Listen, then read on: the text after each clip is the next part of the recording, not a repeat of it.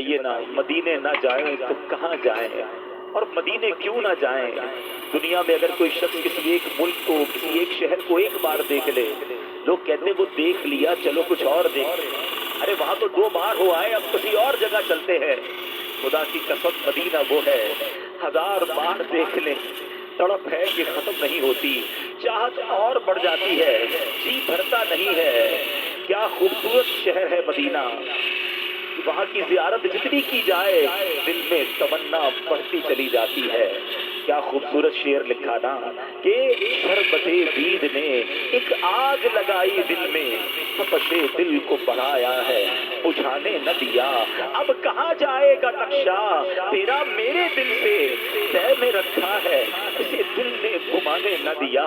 ذرا سوچئے تو صحیح، مدینہ نہ جائیں تو کہاں جائیں؟ ہمارے آقا وہاں ہیں جن کا کلمہ پڑا ہے، وہ نبی علیہ السلام وہاں ہیں جنہوں نے ہماری قیامت کے دن شفاعت کرنی ہے، میرے آقا وہاں ہیں۔ ارے جن کی سنتوں پر ہم عمل کرتے ہیں وہ نبی پاک وہاں ہیں، وہ خود ہی فرماتے ہیں کہ میرے روضے کی جو زیارت کرے اس پر میری شفاعت واجب ہو جاتی ہے۔ بلکہ آقا علیہ السلام کی احادیث میں یہ بھی مضمون ملتا ہے کہ تم میں سے جس سے ہو سکے وہ مدینے میں مرے، کہ جو مدینے میں مرے گا میں اس کی شفاعت کروں گا۔ ذرا سوچئے تو صحیح، مدینہ کیسا شہر ہے جہاں کی زندگی بھی با کمال ہے، جہاں کی موت بھی بڑی کمال والی ہے۔ سبحان اللہ، دنیا کے قبرستانوں کو دیکھیں تو ڈر لگتا ہے۔ خدا کی قسم جنت البقیع وہ قبرستان ہے جس کو دیکھیں تو مرنے کو جی چاہتا ہے۔ سبحان اللہ، طیبہ میں مر کے ٹھنڈے چلے جاؤ آنکھیں بند، سیدھی سڑک یہ شہر شفاعت نگر کی ہے۔ مدینہ وہ ہے جس کے راستوں پر فرشتے پہرا دیتے ہیں۔ مدینہ منورہ میں ایک نہیں بلکہ ایک سے زائد مقامات ایسے ہیں جو جنت کا حصہ ہے۔ نبی پاک نے فرمایا جس کا مضمون کہ میرے روضے اور میرے منبر کے درمیان جو جگہ ہے وہ جنت کی کیاریوں میں سے ایک کیاری ہے۔ جبل احد کو جنتی پہاڑ فرمایا۔ مدینے کی کچھ وادیوں کے بارے میں بھی ایسا فرمان ملتا ہے۔ وہ شاعر کہتے ہیں نا، جسے دیکھنی ہو جنت وہ مدینہ دیکھ آئے۔ آئیے آج تصور ہی تصور میں مرشد کریم کے ساتھ ہم مدینے کا سفر کرتے ہیں۔ کئی خوش نصیب یہاں موجود ہیں جنہوں نے حج کے فارم بھر دیے، ان کے تو دن نہیں گزر رہے ہوں گے، شاید لمحات گن رہے ہوں گے کہ کب وہ دن آئے گا، کب ہم مکہ پاک کے لیے روانہ ہوں گے اور کب حج کرنے کے بعد ہم مدینہ منورہ جائیں گے۔ مگر لاکھوں ایسے ہیں جو تڑپ رہے ہیں، جن کے پاس کسی کے پاس پاسپورٹ نہیں، کسی کے پاس اسباب نہیں، کسی نے ابھی تک حج کا فارم جمع نہیں کرایا۔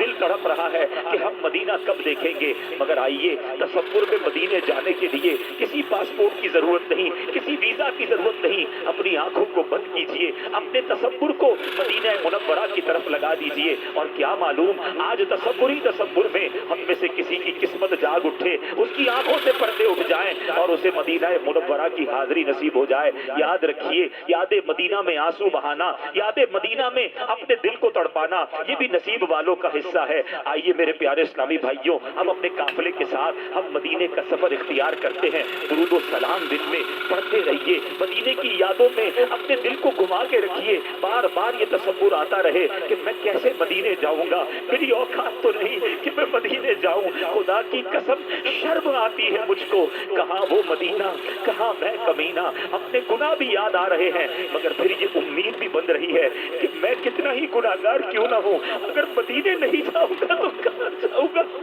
میرے آقا وہاں ہے، وہی تو شافع روز محشر ہے، وہ گناہگاروں کے بھی آقا ہے۔ ہاں ہاں، تم ان کے طرفدار ہو، تم اس کے طرفدار ہو، تم اس کے مددگار جو تم کو نکم میں سے نکما نظر آئے، لگاتے ہو اس کو بھی سینے سے آقا جو ہوتا نہیں منہ لگانے کے قابل۔ آپ آقاؤں کے آقا، آپ ہیں شاہ انام، یا رسول اللہ میں ہوں آپ کا ادنا غلام۔ آقا میں آؤں مدینے میری اوقات نہیں ہے، میں آؤں مدینے میری اوقات نہیں ہے، آقا اگر آپ بلا لے تو بڑی بات نہیں ہے۔